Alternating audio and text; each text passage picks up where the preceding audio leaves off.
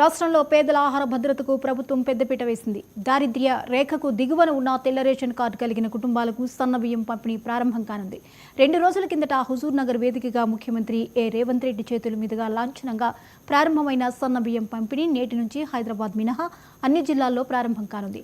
రాష్ట్ర జనాభాలో 85% మంది పేదలకు ప్రజా పంపిణీ వ్యవస్థ కింద నాణ్యమైన సన్నబియ్యం పంపిణీ కానుండడం విశేషం.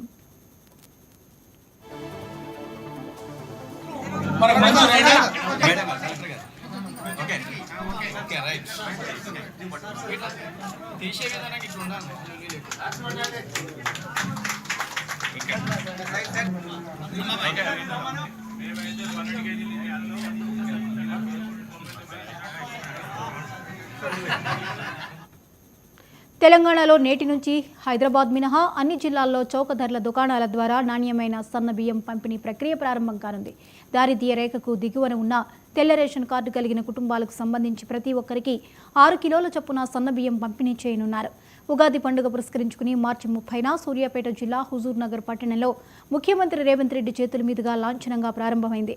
ఈవేళ ఉత్సాహపూరిత వాతావరణం నడుమ ఆయా జిల్లాల్లో మంత్రులు, ఎమ్మెల్యేలు, ఎమ్మెల్సీల చేతుల మీదుగా సన్నబియ్యం పంపిణీ చేసేందుకు పౌర సరఫరాల శాఖ రంగం సిద్ధం చేసింది.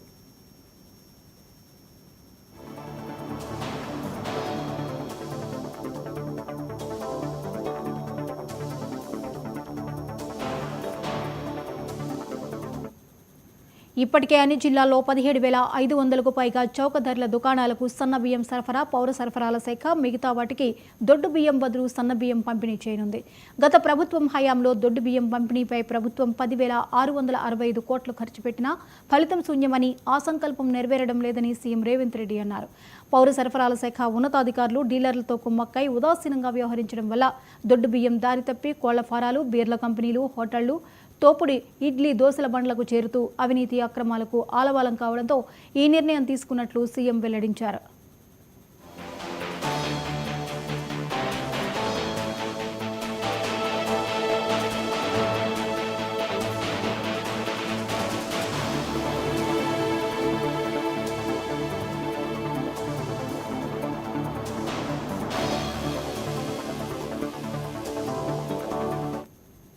కాగా ప్రస్తుతం ఉన్న గణాంకాల ప్రకారం 2,85,000 మంది లబ్ధిదారులు ఉండగా ఇటీవల ప్రభుత్వం ఇచ్చిన అవకాశంతో రేషన్ కార్డు లేని కుటుంబాలు చేసుకున్న దరఖాస్తులు 30 లక్షల వరకు ఉన్నాయి. త్వరలో కొత్త రేషన్ కార్డులు జారీ చేయాలని నిర్ణయించిన దృష్ట్యా ఈ సంఖ్య 3.10 కోట్లకు చేరనుంది.